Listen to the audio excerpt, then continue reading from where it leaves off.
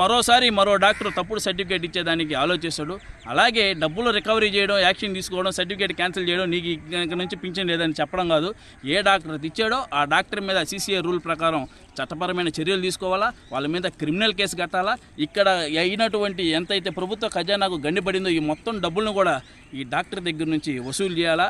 ఇది జరిగితేనే ప్రభుత్వాలు మారినా కూడా ఈ వ్యవస్థ అనేది బాగుపడాలంటే వాళ్ళకి నొప్పి అనేది ఎక్కువ తగిలితే కానీ వ్యవస్థ అనేది చర్యలు తీసుకోవాలా. అలాగే మీరు ఇక్కడ రోజుకి 300 మంది లెక్కన సోమ, మంగళ, బుధవారాల్లో 900 మందిని చెకప్ చేస్తున్నారు.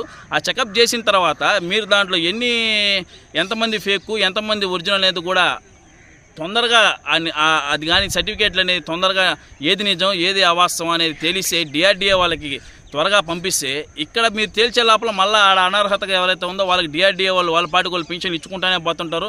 దీన్ని త్వరగా అసలు ఏది కరెక్టు ఏది తప్పు అనేది వాళ్ళకి కానీ రిపోర్ట్ పంపిస్తే కనీసం ఇచ్చే వాళ్ళకన్నా ఇప్పటికైనా సరే, ఇప్పుడు దాకా జరిగినటువంటి నష్టం సరే పక్కన పెడితే కనీసం ఇప్పటి నుంచి అయినా సరే ఆపేదానికి అవకాశం ఉంటుంది. ఎందుకంటే రోజుల తరబడి నెలల తరబడి మీరు ఇక్కడ వెరిఫికేషన్ చేసుకుంటూ మీరు ఇక్కడ నెలల తరబడి ఫైల్స్ ఇక్కడే రన్ చేసుకుంటే అక్కడ DRDA వాళ్ళు పంపిపోతే వాళ్ళు మాకు రాలేదు కాబట్టి మేము ఇంకా ఇస్తున్నాం అని చెప్పి వాళ్ళ పాటు వాళ్ళు పింఛన్ ఇచ్చుకుంటూ ఉంటారు.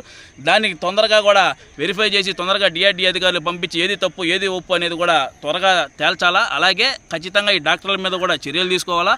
ఇక్కడ బాధితుడి కంటే కూడా డాక్టర్లే తప్పిదం ఉంది.